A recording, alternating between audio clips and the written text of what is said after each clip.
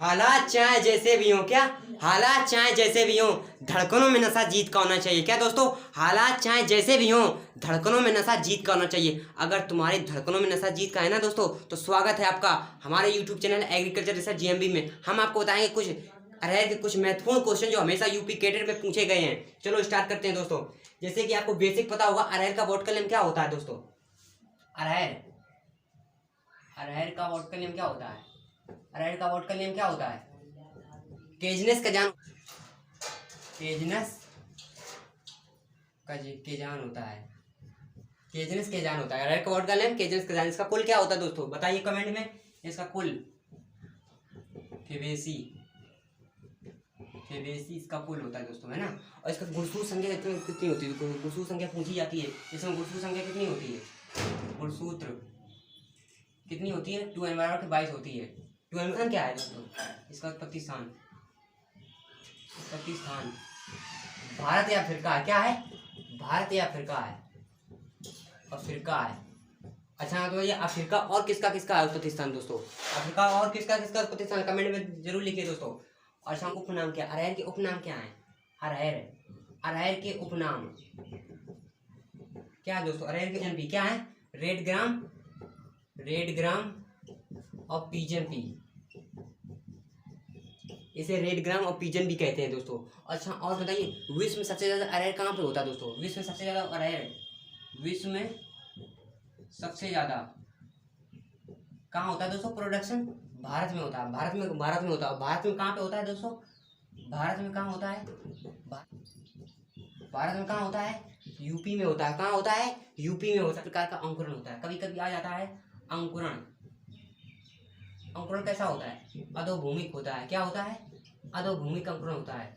अधोभूमिक इसका अंकुरण होता है। अरहर का अधोभूमिक इसका अंकुरण होता है। अच्छा, और बताइए इसके महत्वपूर्ण क्वेश्चन दोस्तों। जो अरहर की जो प्रजातियां है ना, अरहर का वर्गीकरण 2 भागों में किया गया है। क्या? अरहर का वर्गीकरण 2 भागों में किया गया है।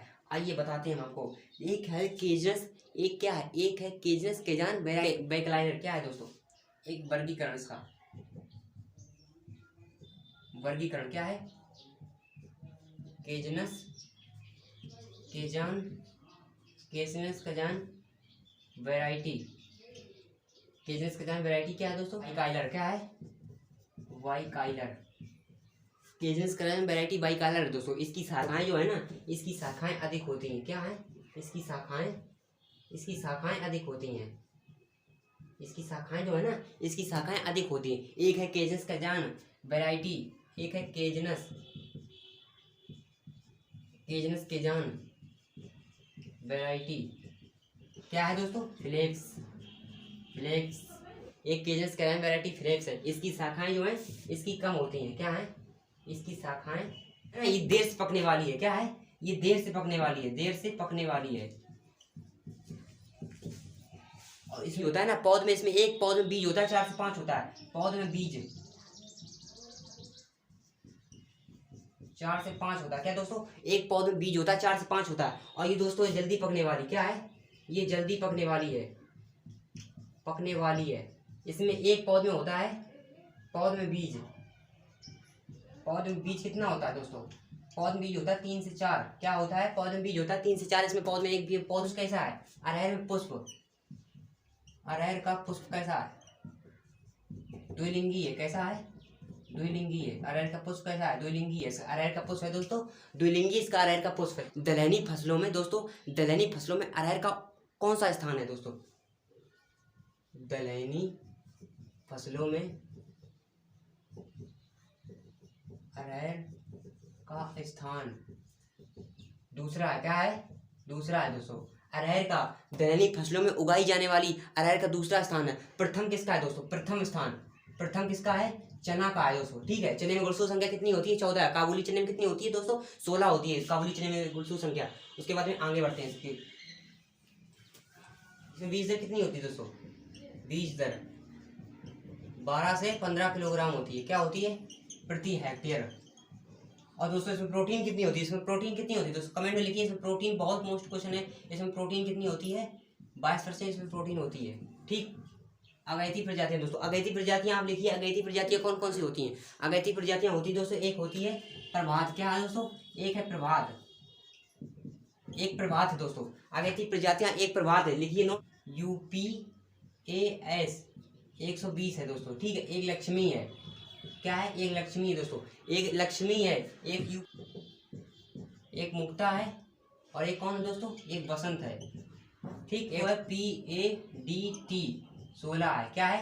PADT 16 है दोस्तों। ये जो है ना PADT 16 ना, IARI 2016 में ये इंडियन एग्रीकल्चर रिसर्च इंस्टीट्यूट द्वारा विकसित की गई थी PADT 16। ये क्वेश्चन बहुत महत्वपूर्ण है दोस्तों, स्टार लगा लिया इसमें आप, है ना। ये बहुत मोस्ट क्वेश्चन है दोस्तों। उसके बाद में आप आगे क्या है? पछैती प्रजातियां। पछैती प्रजातियां कौन है दोस्तों? इसकी पछैती प्रजातियां भी आती है तो दोस्तों इसकी पछैती जो प्रजातियां है ना, मालवी चमत्कार, क्या है? मालवी चमत्कार मालवी चमत्कार दोस्तों है। ये BHU से निकाली गई। कहाँ से निकाली गई? BHU से निकाली गई दोस्तों। कहाँ? मालवी चमत्कार 13 जो है ना, ये BHU से निकाली गई दोस्तों, ठीक है। उसके बाद में आते हैं पूसा 84, क्या है? पूसा 84 दोस्तों। ये कृषि अनुसंधान संस्थान नई दिल्ली से निकाली गई। कहाँ? ICR Indian council agriculture research द्वारा नई दिल्ली से निकाली गई पूसा 84 दोस्तों, ठीक है। एक आती है अमर आजाद, क्या है दोस्तों? अमर आजाद दोस्तों। एक है नरेंद्र अरहर 1 है दोस्तों। ये बहुत मोस्ट कवि। और दोस्तों एक क्वेश्चन और आ जाता है कि हमने आपको बताया था, एक क्वेश्चन बताया था, कौन? केजनस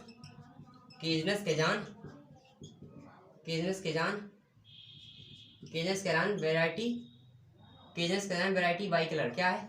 वाई कलर। और एक है केजनस केजान दोस्तों, क्या बताया था? कमेंट में लिखिए।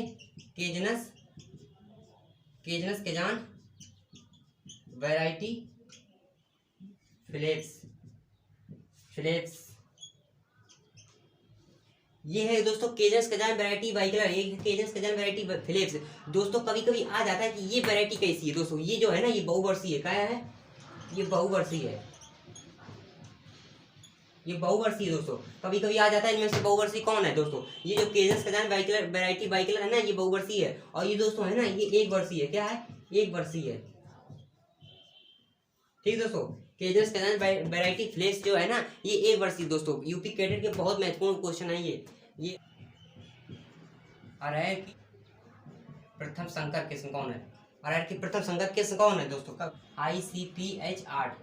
ये दोस्तों है ना, ये अरहर की प्रथम संकर किस्म है, ICPH 8। कभी कभी एग्जाम में आ जाता है कि अरहर की प्रथम संकर किस्म कौन है दोस्तों? ICPH 8 दोस्तों। ये है जो है, ये अरहर की प्रथम संकर किस्म है, ठीक है। अब बात करते हैं इसमें उपज कितनी होती है। अरहर में जो है ना, उपज इसमें कितनी होती है? 15 से 35 कुंटल, 15 से 35 कुंटल प्रति हेक्टेयर, ठीक है। प्रति हेक्टेयर 15 से 35 कुंटल प्रति हेक्टेयर इसकी उपज होती है अरहर की, ठीक है। अब इसके कुछ मोस्ट महत्वपूर्ण क्वेश्चन जो है, इसमें रोग पे बात कर लेते हैं हम, ठीक है। रोग इसका क्या क्या है? कौन है? एक उकटा रोग लगता है, ठीक है। एक कौन रोग लगता है? रोग पे बात करते हैं। रोग पे उकटा रोग लगता है, क्या दोस्तों? उकटा रोग लगता है दोस्तों। ये फफूंद के द्वारा लगता है, फफूंद के द्वारा लगता है, ठीक है। और इसका रोग का कारक कौन है दोस्तों? कभी क्योंकि रोग महत्वपूर्ण होता है, लेकिन रोग में जो कारक लगता है उसका नाम बहुत महत्वपूर्ण होता है। फ्यूजेरियम उडम होता है, क्या दोस्तों होता है? फ्यूजेरियम उडम होता है, क्या दोस्तों होता है? वो कारक है, ये फ्यूजेरियम उडम है, एक फफूंद के द्वारा लगता है, ठीक है। अब आते हैं महत्वपूर्ण एक और क्वेश्चन, क्या है? कैंकर रोग है ये दोस्तों, क्या है? कैंकर रोग, ये भी दोस्तों फफूंद के द्वारा लगता है, क्या है? फफूंद के द्वारा लगता है, ठीक है। फफूंद के द्वारा। और इसका रोग क्लेप्टोरिकम केजनी है, ठीक दोस्तों। क्लेप्टोरिकम केजनी है, ठीक दोस्तों। क्या है?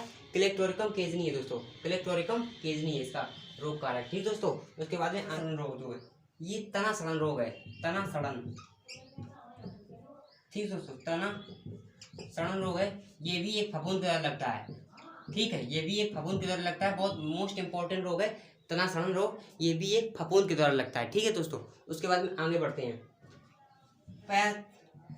अगैती किस्म, जो अगैती किस्म है ना, ये कितने दिन में पक्का कर तैयार हो जाती है दोस्तों? 120 दिन में, क्या है? 120 दिन में पक्का तैयार हो जाती है, ठीक दोस्तों। 120 दिन में पक्का तैयार हो जाती है। तो इसमें परागण कैसा होता है? इसमें परागण कैसा होता है? स्वपरागण होता है। क्या होता है?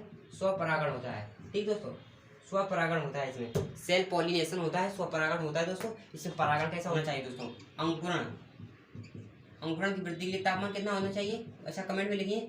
इसका दोस्तों होना चाहिए 30 से 35 डिग्री सेल्सियस। कितना होना चाहिए? 30 से 35 डिग्री सेल्सियस होना चाहिए। और दोस्तों एक तापमान होना है वनस्पति वृद्धि के लिए कितना होना चाहिए? वनस्पति वृद्धि के लिए अलग अलग तापमान होते हैं। वनस्पति वृद्धि के लिए कितना होना चाहिए दोस्तों? 25 होना चाहिए। कितना होना चाहिए? 20 से 25 डिग्री सेल्सियस होना चाहिए। ठीक दोस्तों, 20 से 25 डिग्री सेल्सियस होना चाहिए। अरहर की वृद्धि के लिए वनस्पतिक तापमान होना चाहिए। ठीक है, 20 से 25 डिग्री सेल्सियस होना चाहिए। अरहर के बीज को कितनी गहराई पर बोते हैं? अरहर के बीज को कितनी गहराई पर बोते हैं? 5 सेंटीमीटर। क्या दोस्तों?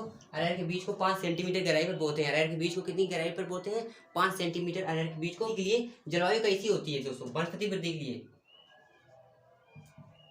वनस्पति वृद्धि के लिए जलवायु कैसी होती है? वनस्पति वृद्धि के लिए जलवायु दोस्तों कैसी होनी चाहिए? नम जलवायु होनी चाहिए। नम जलवायु होनी चाहिए। ठीक है, नम जलवायु होनी चाहिए दोस्तों।